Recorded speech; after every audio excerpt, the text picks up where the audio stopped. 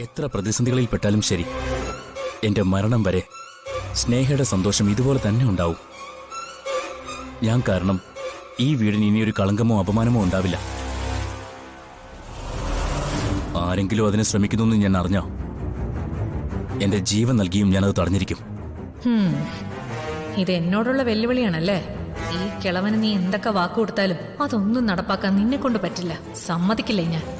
എനിക്കിനി പറയാനുള്ളത് നമ്മുടെ കമ്പനിയെ കുറിച്ചാ. നന്ദനും സന്ദീപും സച്ചിയും ഒറ്റ മനസ്സോടെയാ അത് മുന്നോട്ട് കൊണ്ടുപോകുന്നത്. മോനും അവരുടെ കൂടെ തന്നെ നിൽക്കണം. എല്ലാം നിന്റേതും കൂടിയാണ്. ആ തോന്നൽ എപ്പോഴും വേണം.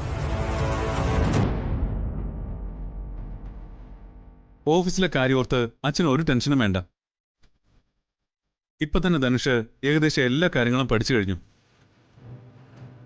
നന്ദേട്ടനും സന്ദീപനും ധനുഷിനോടുള്ള പഴയ എല്ലാ പിണക്കവും മാറി. ഇനി ഓഫീസിലെ കാര്യങ്ങളൊക്കെ ഞങ്ങൾ 4 പേരും കൂടി ആലോചിച്ച് തീരുമാനിച്ചോളാം. കൂടി ആലോചിക്കുന്നതൊക്കെ നല്ലതാ, പക്ഷേ എന്തിനൊരു ശ്രദ്ധ വേണം. ബിസിനസ്സിലൊരു ചതിയൊക്കെ എപ്പോ വേണേലും വരാം. അറിയാതെ എന്തെങ്കിലും ചതി പറ്റിയാ അത് നമുക്ക് നേരിടാം.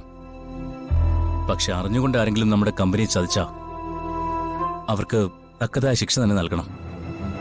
അതാരായിരുന്നാലും. മോളെ, ഒത്തൊരുമയുള്ളിടത്ത് മാത്രമേ വിജയം ഉണ്ടാകൂ.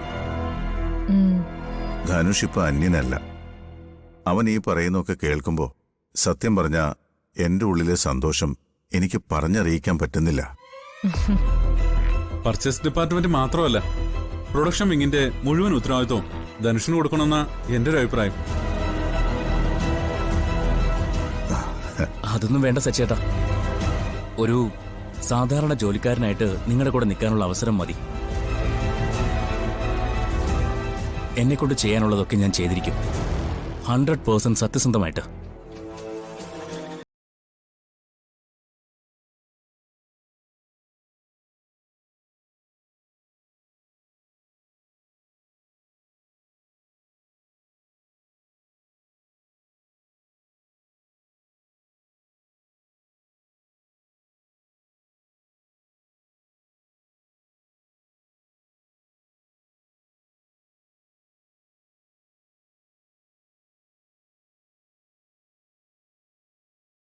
ഒരു കുടുംബത്തിൽ ഒരു കുഞ്ഞ് ജനിക്കുന്നത് ഒരുപാട് മാറ്റങ്ങൾക്ക് കാരണമാകുമെന്ന്. ഇപ്പൊ എന്റെ എല്ലാ മക്കളുടെയും ജീവിതം സന്തോഷമായി.